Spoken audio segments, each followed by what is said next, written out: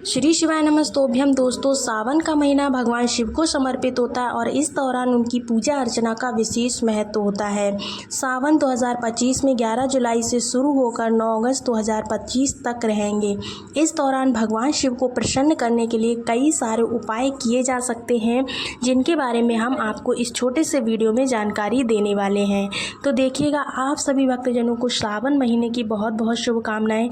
सावन महीना शुरू होने के पहले और सावन महीने में अगर यह एक वस्तु आप घर ले आते हैं तो महादेव को आपके घर आना ही पड़ता है। आपकी दुख, बीमारी, रोग, कर्ज, दरिद्रता को दूर करने और परिवार में सुख सौभाग्य का वरदान देने आना ही होता है। अगर हार रहे हो, पुत्र प्राप्ति की इच्छा है, विवाह की इच्छा है, संतान सुख नहीं प्राप्त हो रहा है, धन संपदा का आपको वरदान चाहिए, तो सावन के पावन महीने में एक बार आप ये प्रयोग करके यह वस्तु घर लाकर देखिएगा। कैसी भी आपको हारी बीमारी हो, आपके संकट कट ना रहे हों, साल भर आप दुख पा रहे हो, तो उन समस्याओं का निदान निश्चित रूप से होना है। सावन का महीना एकदम पावन है, महादेव का सबसे प्रिय महीना है। ऐसे में अगर आप ये वाला उपाय करते हैं, महादेव इस सृष्टि का संचालन इन महीनों में करते हैं और श्री नारायण चिर निद्रा के लिए चले जाते हैं। ऐसे में महादेव आते हैं, धरती पर भ्रमण करते हैं, अपने भक्तों के हाल देखते हैं और साथ ही साथ प्रत्येक छोटे शिवलिंग में या बड़े स्वरूप के शिवलिंग में उनका वास होता ही होता है। भक्त मात्र एक लोटा जल शिवलिंग पर चढ़ा देता है तो महादेव तत्काल उसकी सुनते हैं। इस बार 10 जुलाई 2025 को सावन पूर्णिमा होगी। 11 जुलाई 2025 से सावन महीने का आगाज हो जाएगा। 9 अगस्त 2025 रक्षाबंधन के साथ ही इस पावन पवित्र महीने का समापन होगा। इस महीने पुत्रदा एकादशी, प्रदोष व्रत, मासिक शिवरात्रि का अपना एक चमत्कारी महत्व है। आप सभी को जीवन में अपनी दुख दरिद्रता को दूर करने के लिए कोई ना कोई श्रेष्ठ कार्य करना चाहिए। पूरे सावन महीने के व्रत उपवास आप नहीं कर सकते हैं तो मात्र सावन महीने के इन 5 व्रतों को करके देखिएगा। कैसी भी दुख तकलीफ हो, वह दूर होनी ही होनी है। सावन महीने का पहला व्रत सोमवार का व्रत या 16 सोमवार, जो आपकी इच्छा है वह आप कर सकते हैं। आप सभी दूसरा व्रत जो है इस महीने सावन शिवरात्रि का ज़रूर कीजिएगा। इससे पहले कभी भी ना किया हो तो भी इस दूसरे व्रत का महत्व तो आप कर लीजिएगा। बहुत ही ज़्यादा महाव्रत है ये, पूरा फल आपको सावन महीने का मिल जाएगा। तीसरा महाव्रत है प्रदोष का व्रत, जो कि सौभाग्य का माना जाता है। इसके बाद ये 3 व्रत हो गए। चौथा व्रत आप सभी को करना है एकादशी का। एकादशी अपने आप में श्री नारायण को प्रिय है और महादेव एकादशी व्रत करने से भक्त की सब मनोकामनाएं पूर्ण होती हैं। तो 4 व्रत आपने कर लिए। अब 5वें व्रत की आपकी इच्छा है। आप चाहें तो मंगला गौरी जो कि महागौरी को समर्पित है, मंगलवार के दिन किया जाता है, यह सावन महीने की पूर्णमासी को कर सकते हैं। शास्त्र प्रमाण कहता है कि इन 5 महाव्रतों को जिसने सावन महीने में कर लिया, समझ लीजिए उसे इस पूरे सावन महीने का जो पूजा का फल होता है वो प्राप्त हो जाता है और व्रत उपवास का संपूर्ण फल स्वतः ही प्राप्त हो जाता है। आशा है, उम्मीद है आप सभी को लोग ये करते ज़रूर होंगे। आप सभी जानते होंगे सावन का महीना पूरे साल भर के जो हैं पूजा पाठ का फल एक बार में प्रदान कर देता है। पूरे महीने के व्रत उपवास नहीं कर सकते हैं, कोई दिक्कत नहीं है। सावन सोमवार तो करीब करीब आपको करना ही चाहिए। यह स्वास्थ्य संबंधी परेशानियों को दूर करता है। तो सावन में अपने घर की भली भांति से साफ़ स्वच्छता का आप ज़रूर ध्यान रखिएगा, क्योंकि घर में साफ़ सफाई इस समय आवश्यक है। चौमास का समय होता है और चातुर्मास में जो कीट पतंगे, हर तरह की बीमारी का खतरा बना रहता है। इस सावन महीने में अपने घर की साफ़ सफाई ज़रूर करिए, अच्छी तरह से कीजिएगा। सावन के पावन पवित्र महीने में हरी सब्जी, कड़ी खाना पूर्ण रूप से वर्जित होता है। इस महीने प्याज, लहसुन, उड़द की दाल, तामसिक चीज़ें जैसे लहसुन के साथ साथ आप मीट, मांस, अंडा इत्यादि पूर्ण रूप से सेवन अपने घर में कोई भी सदस्य हो बंद कर दीजिए।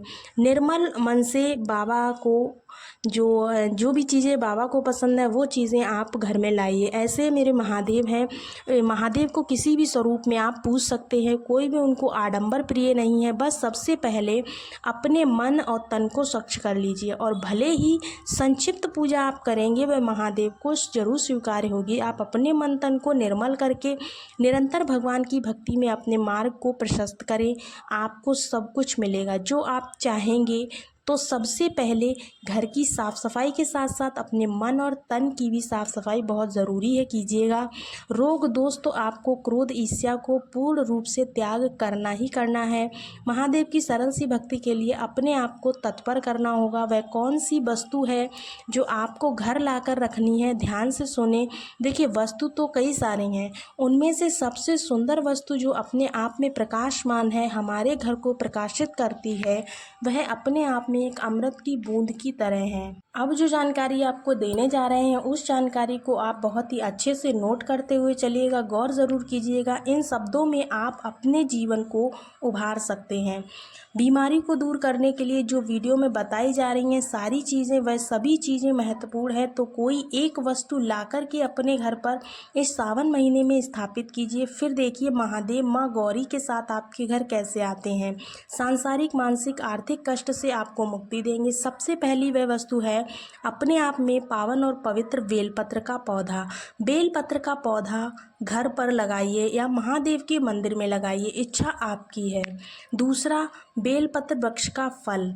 जो बेलपत्र वृक्ष का फल होता है, जिसे कि हम लोग बेल बोलते हैं, इस फल को आपको क्या करना है, जो बेलपत्र वृक्ष का फल होता है या फिर बेलपत्र वृक्ष की छाल, बेलपत्र के वृक्ष की जो छाल होती है, उस छाल को, जो फल का जो गूदा निकलता है, उसमें गूदा, बेलपत्र का जो फल होता है वह कहीं भी मिल जाता है। इस समय उसके अंदर जो छाल होती है ना, उसे निकाल करके आप अंदर का जो गूदा होता है उसे निकाल करके अलग कर लीजिए। बेलपत्र का जो फल है, अर्थात बेल फल जिसे बोलते हैं, उसके बाहर का जो पदार्थ होता है अर्थात फल होता है, वह लकड़ी के समान हो जाता है, खोखला। उसे सुखा करके आप छत में सुंदर सी एक भस्म बना लीजिए। महादेव बेल फल की भस्म को पाकर बहुत प्रसन्न होते हैं। तो बेल फल की भस्म आप अपने घर पर सुखा करके, जला करके, किसी सफ़ेद कपड़े से छान कर सुंदर रूप में भस्म का एक सुंदर सा रूप तैयार कर लीजिए। घर पर बनाइएगा अपने हाथ से। देखिए, बाजार में कई तरह की भस्म मिल जाती हैं, यह महादेव को बहुत सुख देती हैं। जहां अन्य देवी देवताओं को महल, दो महल पसंद होते हैं, वहीं मेरे महादेव सुंदर स्वरूप में मृगछाला और भस्म प्रिय होती है। तो आप सभी अगर उन्हें जो है वस्त्र आप अन्य देवी देवताओं को समर्पित करते होंगे, परंतु मेरे भोले बाबा को सिर्फ राख अर्थात भस्म प्रिय है। उन्हें कई कई तरह की भस्म समर्पित की जाती है, जैसे कि बेल फल की भस्म हो गई, चीते की भस्म हो गई, और जो गोबर के कंडे होते हैं उसकी भस्म हो गई। अलग अलग तरह की, अलग अलग वृक्षों की पत्तियों, फलों से जो भस्म बनाई जाती है, वो भस्म उनको बहुत प्रिय होती है। परंतु सबसे अधिक जो प्रिय वस्तु है, वह उन्हें सबसे सुंदर और सर्वश्रेष्ठ फल में बेल फल की भस्म है। तो इस सावन महीने में आप बेल फल की भस्म लगाइए, इससे घर पर अच्छी तरह से बनाइए और इसे छान करके किसी डब्बे में रख लीजिए। सावन के प्रत्येक दिन शिवलिंग पर जल चढ़ाने के साथ साथ आप भस्म समर्पित कीजिए, फिर देखिए कैसा सौभाग्य आपका बढ़ता है। दुख दरिद्रता का अंत स्वतः ही हो जाएगा। तो सावन महीने में सबसे पहले यह वस्तु लाकर घर पर बनाइए, अपने सांसारिक, मानसिक, आर्थिक कष्ट पीड़ा से मुक्ति पाइए। शिवलिंग में समर्पित किए हुए भस्म को अपने मस्तक पर आप थोड़ा सा जरूर लगाइएगा। इससे रोग, दोष, क्रोध, शारीरिक, मानसिक, आर्थिक जो भ्रम होते हैं उनसे मुक्ति मिलती है। साथ ही इसे थोड़ा सा आप ग्रहण करिए, तो आपके सभी तरह के रोग जो है वो स्वतः ही आपको उनसे मुक्ति मिल जाएगी। तो शिवलिंग पर आप भस्म समर्पित करें, इसे थोड़ा सा आप प्राप्त करके ग्रहण करें। इसे थोड़ा थोड़ा एक बूंद प्रसाद के रूप में ग्रहण करते हैं तो हरिद्वार कथा में श्री गुरु जी ने बताया था कि आपके सभी शारीरिक कष्ट मिट जाते हैं। सबसे सुंदर वस्तु आप अपने आप में तैयार करें और इसे जो है शिवलिंग का श्रृंगार करें। इसके बाद मैंने आपको बेलपत्र के पेड़ की बात बताई, तो अपने घर के पीछे साइड में आप सभी को उत्तर या पूर्व दिशा की ओर मुख करते हुए बेलपत्र का पौधा रोपित करना है। किसी मंदिर प्रांगण में भी आप बेलपत्र का पौधा रोपित कर सकते हैं। बेलपत्र पौधे को रोपित कर उसमें रोज कच्चा दूध चढ़ाएं, जल चढ़ाएं और आवश्यक रूप से बेलपत्र वृक्ष की जड़ में दीपक लगाकर पूजा परिक्रमा ज़रूर करें। अन्य भक्तजन जो भी इस विधि को नहीं जानते हैं, उनके लिए ये जो वीडियो मैंने बनाया है बहुत ही ज़्यादा उपयोगी होगा। होप सो आपको पूरे वीडियो की सभी जानकारी अच्छे से समझ में आई हो। इस जो सावन सोमवार पड़ने वाले हैं इनके लिए मैं अलग अलग तरह के बहुत ही प्यारे प्यारे उपाय आपको बताने वाली हूँ, जो कि पूज्य गुरुदेव की कथा से सुनकर आपको डिटेल्ड समझाऊंगी। तो आप लोग अगर चैनल पर पहली बार आए हैं तो चैनल को सब्सक्राइब कर लीजिए, जिससे आपको सारे वीडियोज़ की नोटिफिकेशन सबसे पहले मिलती रहे।